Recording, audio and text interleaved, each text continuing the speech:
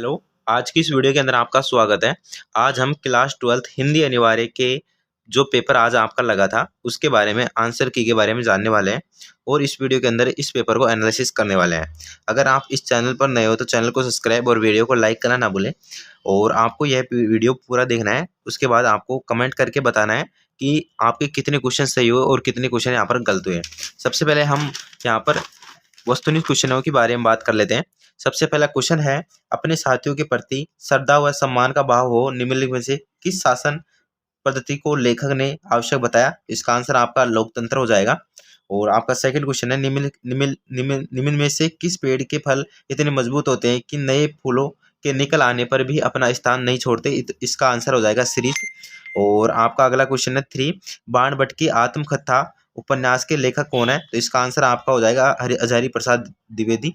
और आपका चौथा क्वेश्चन है, खेत में पैदा होने वाला अन्न कुछ समय पश्चात समाप्त हो जाता है किंतु निम्नलिखित में से जो रस कवि के अनुसार कभी चूकता नहीं? तो इसका आंसर हो जाएगा साहित्य रस।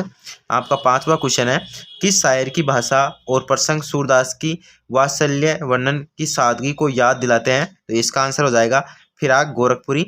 जो आप यहाँ पर देख सकते हैं कि जो आपके पूरे सिलेबस के अंदर फिराक गोरखपुरी ही थे जो आपके शायर थे, तो इसका आंसर बिल्कुल सरल हो जाता है।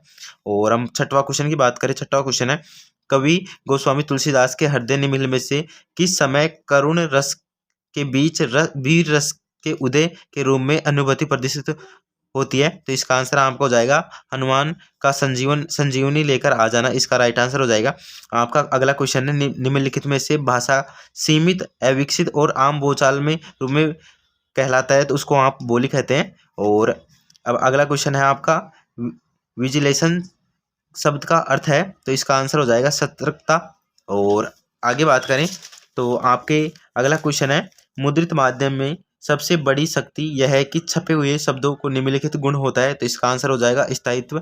जो हमने टॉपिक करवाए थे उसके अंदर से आपको एचजीटी क्वेश्चन यहाँ पर मिल चुके हैं। अब इसी प्रकार से आप देख सकते हैं अगला क्वेश्चन, रेडियो पत्रकारों को निम्नलिखित में से किसका पूरा ध्यान रखना चाहिए? तो अपने श्रोताओं का ध्यान रखना चाहिए। जो रेडियो के अंदर केवल यहाँ पर सुना जाता है तो अपने श्रोताओं का इसके अंदर ध्यान रखना चाहिए। हम आशा करते हैं कि इन क्वेश्चनों का आपने बिल्कुल सही किया होगा। निम्नलिखित में से आत्मकथा उपन्यास गाथा निश्चय ही किशोर होते हैं विद्यार्थियों के लिए हम कदम बन सकते हैं? ये कौन से पार्ट का है? तो ये आपका जूझ है।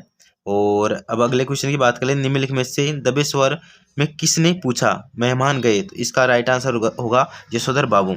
अब आगे बात करें हम आपको कमेंट बॉक्स के अंदर बताना है कि इन 12 क्वेश्चनों में से आपके कितने क्वेश्चन बिल्कुल सही गए और कितने क्वेश्चन यहाँ पर बिल्कुल गलत गए। अब हम यहाँ पर रिक्त स्थान की बात कर लेते हैं। पहला क्वेश्चन है कि मौखिक भाषा को लिखित रूप के लिए लेखन चिन्हों का प्रयोग किया जाता है, उसे क्या कहते हैं? तो उसे यहाँ पर लिपि कहा जाता है। और दूसरा क्वेश्चन है, आपकी दक्षता के लिए सही अंग्रेजी शब्द कौन सा है? तो एफिशिएंसी आपका सही आंसर होने वाला है। आपका तीसरा क्वेश्चन है, नक्षत्र हवा से बातें कर रहा है, वाक्य का शब्द शक्ति कौन सी है? तो इसकी लक्षण शब्द शक्ति होने वाली है। और अगला क्वेश्चन है, जब शब्दार्थ की व्यंजना अर्थ पर निर्भर होती है उसका पर्याय रख देने पर भी अभिष्ट की पूर्ति हो जाती है, तो वहां कौन सी शब्द शक्ति है? यहाँ पर इसका आंसर व्यंजना होगा। और व्यंजना के अंदर भी आर्थी व्यंजना इसका राइट आंसर होने वाला है। ठीक है। और अगला क्वेश्चन की बात करें तो अगला है, जहाँ वास्तविक विरोध न होते हुए भी विरोध का आभास हो उसे वहां पर कौन सा अलंकार होता है? तो वहां पर विरोधाभास अलंकार यहाँ पर होता है। अगला क्वेश्चन है, भगवान भागी दुख जनता देश की फूले फले, इस पंक्ति के अंदर कौन सा अलंकार था? इसके अंदर अनुप्रास अलंकार है, क्योंकि इसके अंदर यहाँ पर भय शब्द की यहाँ पर वो हो रही है अनुवर्ती, तो इसके अंदर अनुप्रास अलंकार होने वाला है। आपका इसी प्रकार से अगला क्वेश्चन आपका यहाँ पर अपठित गद्यांश आ गया, इसके आंसर किस प्रकार से देने? तो यहाँ पर पहला क्वेश्चन है कि व्यक्तियों को अपने जीवन में सफल होने के लिए क्या निश्चित करना चाहिए? तो अपना एक लक्ष्य निर्धारित जरूर करना चाहिए।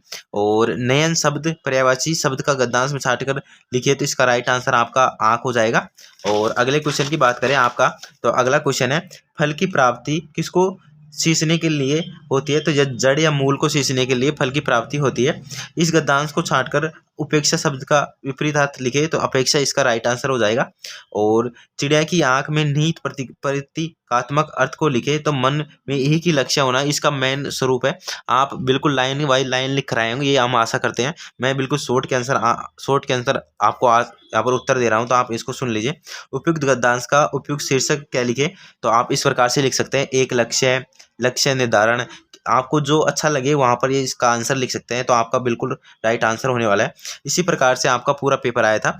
हम पूरे को व्याख्या नहीं करेंगे, आपको आगे आपके एग्जाम लगने वाली है, तो आप इसको अपने अनुसार मिला लीजिए। आपको बिल्कुल राइट पता होगा कि बड़े क्वेश्चन है तो इसके अंदर ज़्यादा टाइम लगेगा, आपका भी समय बर्बाद होगा। तो इस प्रकार से हमने छोटे क्वेश्चन जान लिए हैं और ये बड़े क्वेश्चन हैं, आप इनको मिला लीजिए। और अगर मिलाना नहीं चाहते तो आप अगले विषय की तैयारी कर लीजिए, क्योंकि इसके अंदर अब टाइम बर्बाद करने लायक ही है। क्योंकि अगर हम अब इसके अंदर मिलाएंगे तो इसके अंदर काफ़ी टाइम बर्बाद होगा। इससे अच्छा ये है कि आप अगली परीक्षा की तैयारी करें और जिसके अंदर आप अच्छा स्कोर कर पाएंगे। और इसी प्रकार से आप देख सकते हैं कि हमने जो यहाँ पर कवि परिचय बताया था वो भी यहाँ पर आ चुका है। फणीश्वर नाथ रेणु जो आपने इंपॉर्टेंट बताया था उन्हीं में से आपके क्वेश्चन यहाँ पर आए हैं।